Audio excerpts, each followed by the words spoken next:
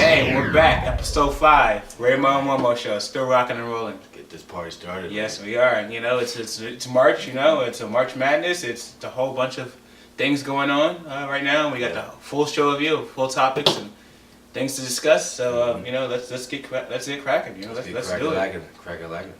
So we got episode 5 coming up. We got some topics. Got a lot of topics to talk about right now in sports world. We got NFL free agency. Just been kicking in gear the last couple weeks. Not too many players left. We got the NCAA tournament talk we got going on with the brackets that are out. March Madness is in full swing. We also got NBA talk right now. The Heat are in a crazy run right now. Yeah, a couple teams are winning right now, but the Heat are just on one of those record runs right now. We also got a lot of UFC talk. We haven't spoken UFC to anybody out there. And that is a sport too. Oh yeah, most definitely. Yeah. We're going to cover the UFC, let folks know where we stand on that, what's going on in the UFC as of today. What is it, the 18th of March? Is that right? It is. So we're going to kick it off with some post-free agency talk. NFL.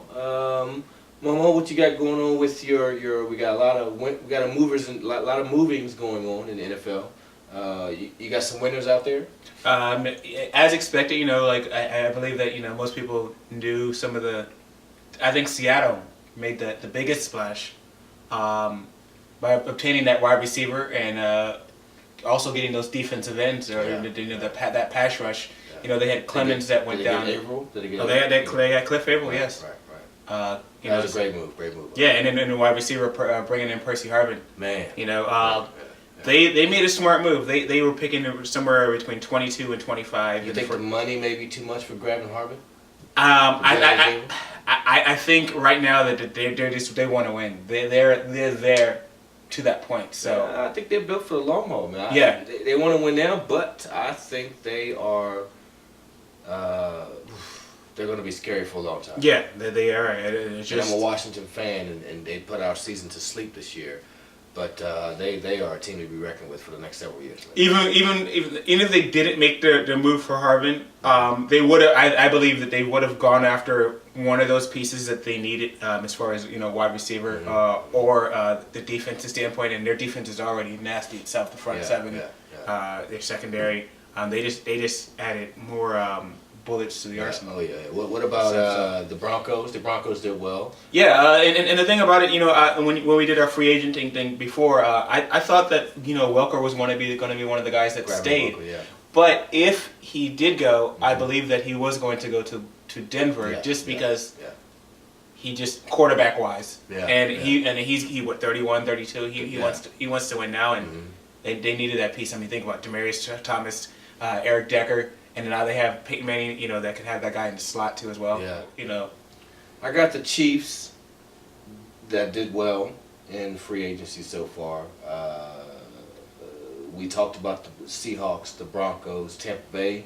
Yeah. Now they have those two young safeties in there. I mean, you got Mark Barron and just Golston in there too as well. So they did a great job shoring up their defensive secondary. And they're trying to get Revis too. They think about it. They got Revis. I don't think Revis will move from the Jets. I think they'd be foolish to move him. I think he'll stay there, maybe next year, because I think this is a contract. Well, they gave him a new contract back in 2010. It's over after this season.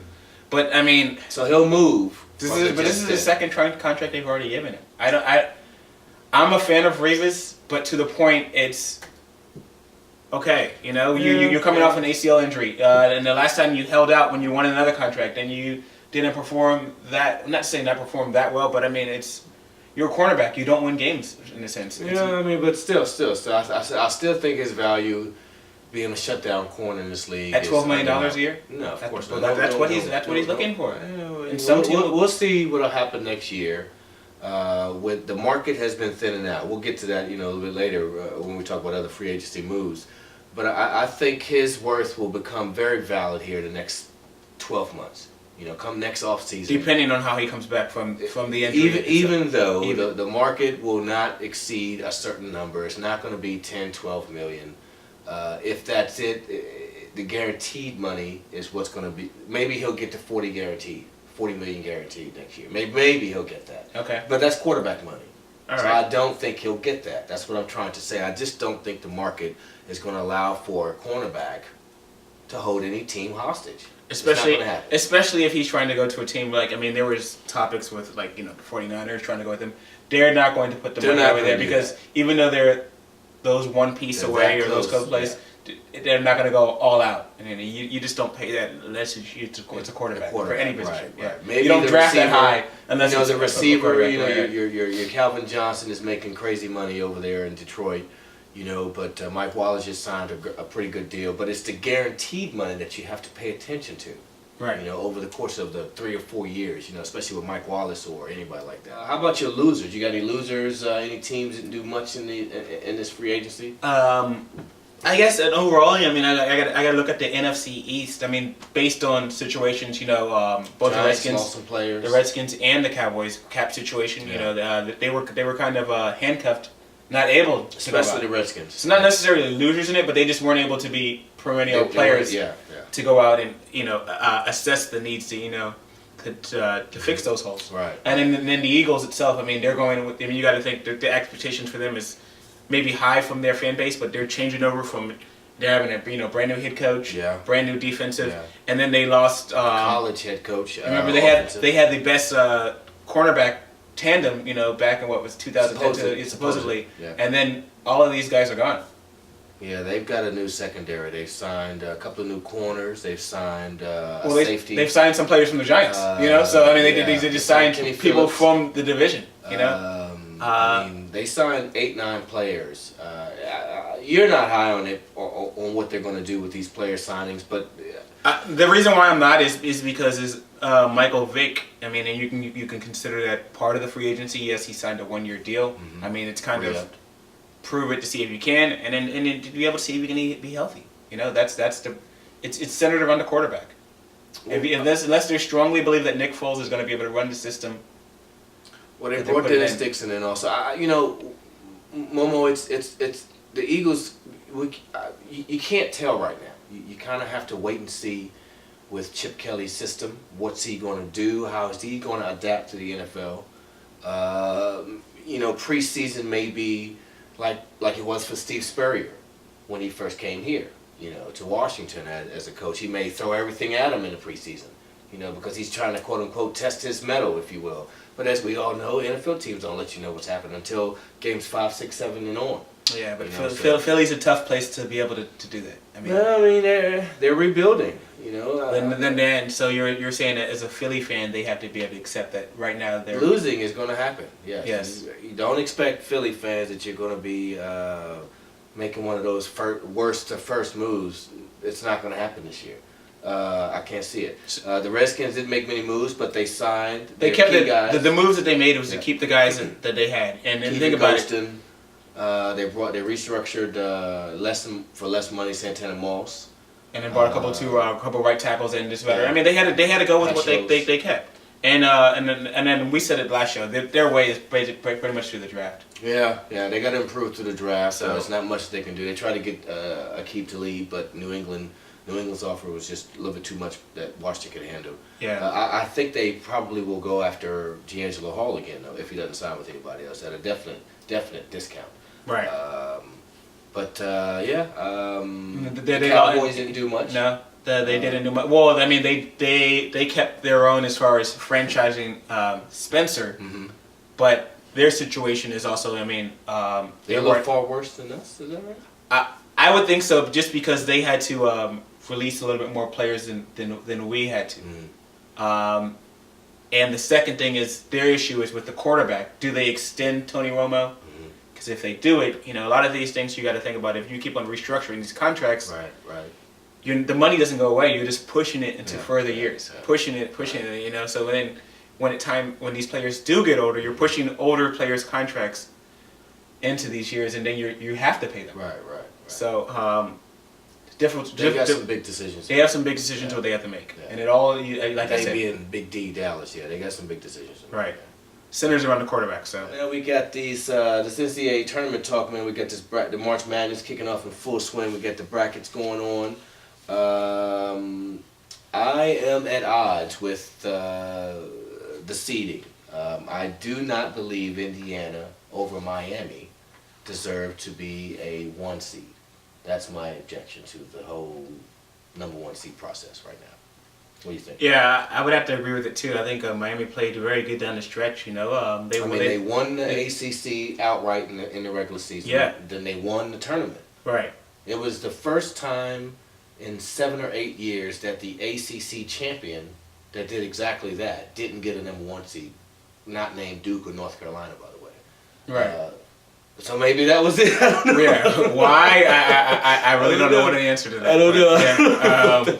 That was what it was. It was the last 7 or 8 years the ACC had gotten number 1 seed with those 2 teams doing exactly what Miami did. But you know what? I don't think they're really concerned about that in itself. I think I think Larinaga is still going to have them ready to play, and they definitely look like they were ready to play after Louisville gets Miami. George Mason, Jim Larinaga, 06 Final Four run with George Mason. They did great, man. 27-6. Like I said, you win the ACC, which is to me the top 2 conferences in the country. In my mind, maybe it was a little down for some folks, but just top to bottom, the ACC is one of the better conferences in the country. Do you have any objections to Louisville? They basically were the number 1 overall. Yeah, they were towards the beginning and then in the middle and then coming back. I don't have any objections to them as far as how far they'll go in the tournament. That remains to be seen. Well, they play maybe match up with Missouri, Colorado State second round. Maybe what would it be? New Mexico State, St. Louis in the Sweet 16. I think they could go far.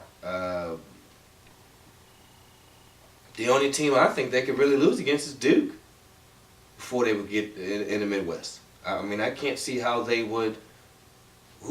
They're not going to lose to anybody right here, man. Yeah, Michigan State, Colorado State, Missouri, yeah, Oklahoma State, Oregon, or St. Louis, New Mexico State winner.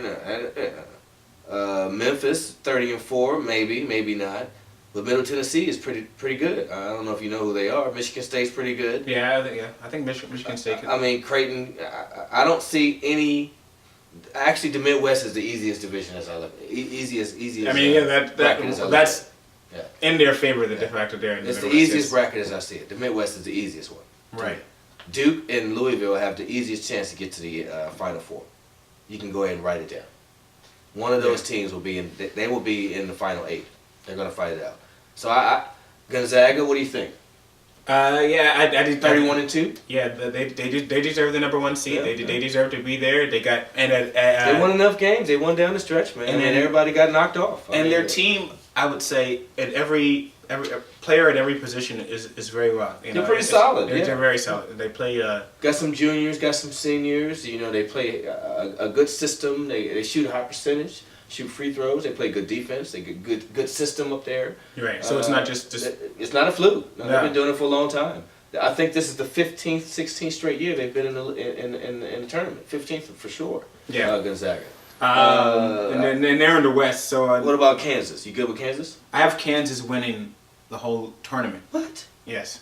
Okay, we'll get to that another time. Yeah, but that was a teaser. That was a teaser. He didn't mean to say that out loud. That was a teaser. Yeah, I have Kansas winning the whole tournament. So we both agree that Miami over Indiana in the East, or just whatever. But since the way it's set up the way it is, I think the South is pretty tough. Yeah, the South is really, really tough. Yeah, I think the East is pretty tough, man. I think the South is not only tough, but it's also exciting. You got Florida in there. You got Georgetown there. You got Kansas. You got Villanova, North Carolina, San Diego State. 7 seed they can play. You got VCU, a 5 seed in the South. Yeah. I'm gonna tell you right now. You thinking Kansas got some shit going on? That second round matchup that could be Carolina, Kansas. Roy Williams old team. Yeah. Ooh wee.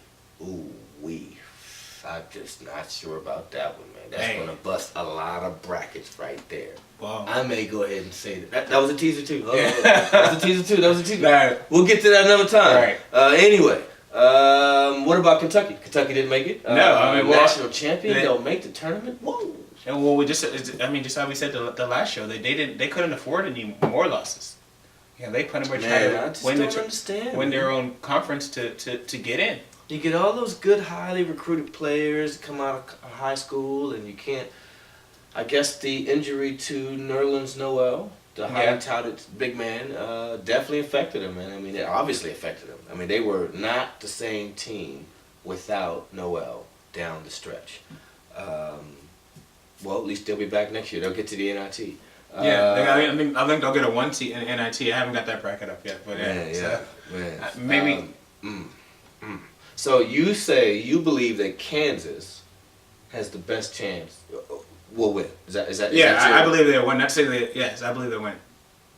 Do you have a Final Four yet? No. Final Four, no, but I believe that Kansas will win. Toughest bracket, South, we agree? Yes, definitely. Oh, yeah, definitely. Yeah. Hands down, We got Kansas, we got North Carolina, we got VCU. Florida, Georgetown. Michigan, Minnesota, they can ball. UCLA is a 6 seed. I think that'll be an upset, personally. Yeah. The East is not bad, man. And Akron would probably be my sleeper. I mean, the East, Indiana, Syracuse, Butler, Marquette. Miami. Yeah, Butler always finds some way to win. So if you want to put them in the... They'll be in the new Big East, by the way. Yeah, they always find some way to, last second shot or somehow to. Yeah, they can play. They're very well coached, man. Very well coached. I do like them, although I don't like how their logo always gets mixed up at the shot every time I see them. But yeah, What about the West? We got anything happening in the West? Gonzaga, Pittsburgh, Wisconsin. Notre Dame. You got. I think Ohio State's one. Come on, man. Notre Dame. Yeah, they play very well. So I'm not talking about their uniforms, but yeah, they play well. Oh, they were ugly. Yeah, that was like that. They were hideous. I think you could turn the light off and you could still see them on. It was a fluorescent green. Ooh. Yeah. That was that the worst? Was that the worst uniform? Yeah, that was the worst. You remember how people used to get like seizures? What about the Cincinnati one?